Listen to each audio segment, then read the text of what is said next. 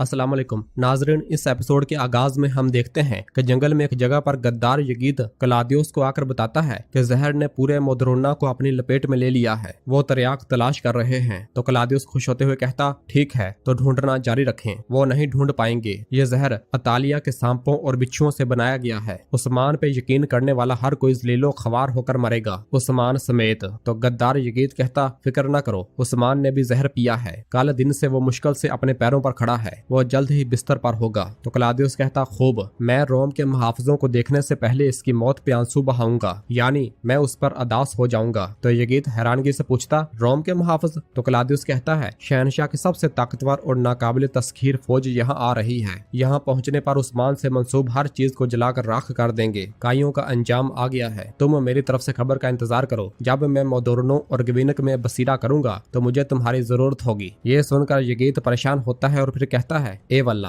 और क्लादियुस वहां से रवाना हो जाता है। और फिर इधर मोदोरनो किले में हसन साहब बहुत परेशान होते हुए कहते हैं, ये सब मेरी वजह से हुआ है, मैंने जल्दी की, मैंने लापरवाही से काम लिया। तो तुरान उसके पास बैठते हुए कहता, काश आपने थोड़ा और इंतजार किया होता हसन साहब, तो ये ना होता। और फिर शामिल कहता, जो हो गया इसका कोई हल नहीं है, मैं जो आगे होने वाला है उससे डर रहा हूँ। और फिर कोजा साहब भी कहते हैं, चले हसन साहब चलें, आप कैसे जान सकते थे कि जहर बाद में असर करेगा, चलो आओ, आ जाओ। और उसे पकड़ कर उठाते हैं। तो हसन साहब कहते, खोजा साहब, अगर अलाउद्दीन साहब को तरियाक ना मिला तो क्या होगा? उस्मान साहब भी जहर खा चुके हैं, अगर मेरी लापरवाही की वजह से उस्मान साहब को कुछ हो गया तो क्या होगा खोजा साहब? जबकि इस दौरान जरकुतै निहायत गुस्से के साथ वहां पे आता है और एकदम हसन साहब पर झपकते हुए उस पर मुक्कों की बरसात शुरू कर देता है। और फिर उससे कहता है, सब कुछ तुम्हारी वजह से हुआ है, सब कुछ तुम्हारी वजह से हुआ है। हसन साहब कहते, मैं नहीं जानता था जरकुतै साहब। तो जरकुतै कहता, मेरी बीवी तुम्हारी वजह से मार गई। और गम और गुस्से के साथ उस पर मुक्कों की बरसात शुरू कर देता है। शामिल जरकुतै को पकड़ता है तो हसन साहब कहते, मैं नहीं जानता था, मुझे मालूम नहीं था। तो जरकुतै गुस्से से कहता, खामोश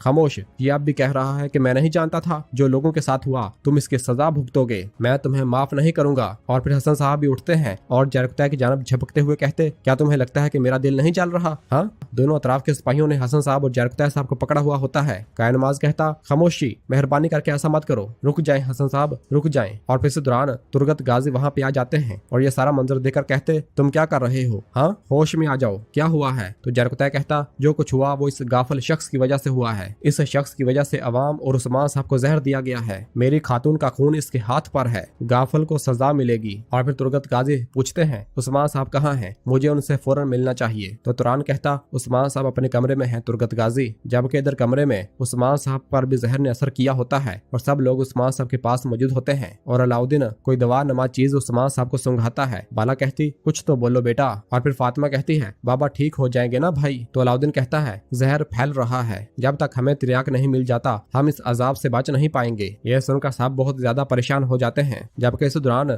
दरवाजे के बाहर खड़ी अलीना ये सारा मंजर देखती है और अपने दिल में खुश होते हुए कहती, तुम सब एक एक करके मर जाओगे। और वहाँ से रवाना हो जाती है। और फिर इधर समुद्र के किनारे शहनशाह की एक बड़ी फौज पहुंच चुकी होती है। कमांडर क्लादियुस ऊपर से खड़ा ये सारा मंजर देख रहा होता है और फिर कहता है, इस खूबसूरती को देखो सोफिया, ये रोमी सल्तनत की सबसे बड़ी और ताकतवर फौज है और कभी शिकस्त नहीं खाएगी। तो सोफिया कहती है, वो इस सफाक फौज की तलवारों से फना हो जाएंगे। क्लादियुस कहता, उस्मान जहर खा चुका है, वो बामुश्किल अपने पैरों पर खड़ा भी नहीं हो सकता। दरवाजे खुले हैं, अंदर से कोई इनकी हिफाजत करने वाला नहीं है। देखो, हम दोनों की किस्मत में एक साथ उस्मान को तबाह करना लिखा था। तो सोफिया कहती, बाजंतीनी सूरज अपनी तपश से तुर्कों के उफ़क़ को जला देगा। तो क्लादियुस कहता है, शायद वो उफ़क़ तुम्हारे दिल को थोड़ा गर्म कर देगा। तो सोफिया कहती है, तुमने मेरे साथ गद्दारी की, जहन्नम की आग भी मेरे दिल को गर्म नहीं कर सकती। तो क्लादियुस कहता, उस्मान को खत्म करते हैं, फिर मेरा दिल हम दोनों को गरमाएगा, फिक्र न करो। ये सुनते साथ ही सोफिया अपना खंजर निकाल लेती है और क्लादियुस के दिल पर रखते हुए कहती, इस पर यकीन करने के लिए सीने में खंजर घोंप कर देखने की जरूरत नहीं है। और फिर क्लादियुस वो खंजर म्यान में वापस डाल देता है और कहता है, हर कोई तैयार हो जाए, गवीनक और मोदोरनो तुर्कों के लिए डरावना ख्वाब बन जाएंगे। ये सुनकर सोफिया क्लादियुस की जानब देखती है और बहुत खुश होती है। और फिर इधर मोदोरनो में जरकुतै और गाजी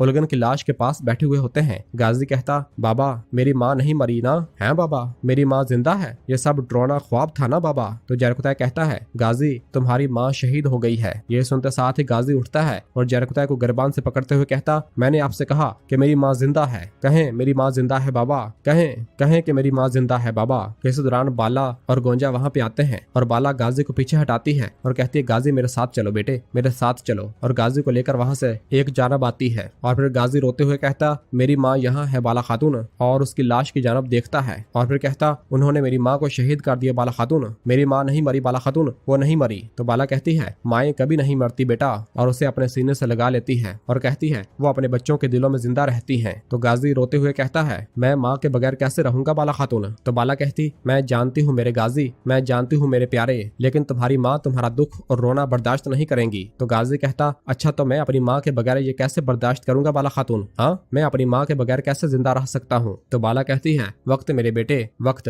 वक्त हर जख्म का मरहम है, तुम्हारे छोटे से दिल पे बड़ा इम्तिहान आन पड़ा है, लेकिन तुम्हारी माँ ने तुम्हें इतना मजबूत पैदा किया है कि तुम बर्दाश्त करोगे। वक्त गुजर जाएगा और तुम बड़े हो जाओगे, तुम बहादुरों में से बहादुर तरीन सिपाही बनोगे, बहुत सिफतुहात हासिल करोगे। तुम्हारी माँ भी तुम्हारी खुशी में खुश होकर जन्नत में तुम्हारा इंतजार करेगी मेरे प्यारे, और उससे प्यार करती है। और फिर गाजी अपनी माँ की लाश की जानब देखता है, जबकि जरकुताई भी अपना सार उसके ऊपर रखकर बैठा हुआ होता है।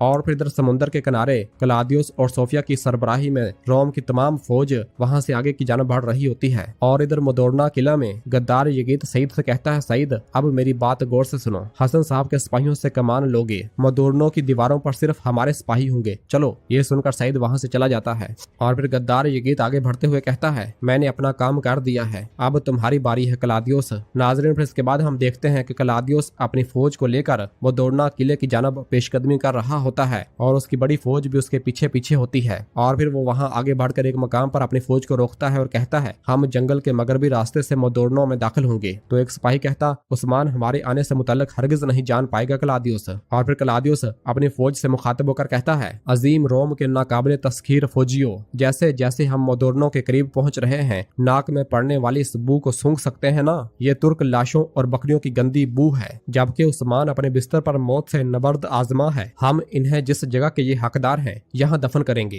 जेरे जमीन अंधेरे के 7 तहों में। कोई हमारे सामने हायल नहीं हो सकेगा, कोई भी हमारे सामने रुकावट नहीं बन सकेगा। इस दौरान हम देखते हैं कि उस्मान साहब क्लाउदियस को पुकारते हुए एक जानब से आ जाते हैं और अपने घोड़े पर सवार हुए अपने सिपाहियों को लेकर वहां पहुंचते हैं। उस्मान साहब को सही सलामत अपने सामने देखकर क्लाउदियस के रंग उड़ जाते हैं और उसके पांव तले जमीन निकल जाती है और कहता है, ये कैसे हुआ, ये कैसे हो सकता है। और फिर उस्मान साहब कहते हैं, मैं जब तक जिंदा हूँ इसकी हरगिज इजाजत नहीं दूंगा। और फिर क्लाउदियस गुस्सा से कहता, उस्मान चूंकि तुम नहीं मरे और मेरी मुट्ठी में आ गए हो, तुम्हारी कब्र यहीं पे होगी। उस्मान साहब कहते, तुम्हारी तो कब्र ही नहीं होगी, दोस्ती करने वालों के लिए पनाहगाह और दुश्मनी करने वालों के लिए ये सरजमीन कब्र है। तुमने खून से खेलकर हुक्मरानी की, अब अपने ही खून में डूब जाओगे। और इस तरह दोनों तरफ के सिपाही एक दूसरे के आमने सामने आन खड़े होते हैं।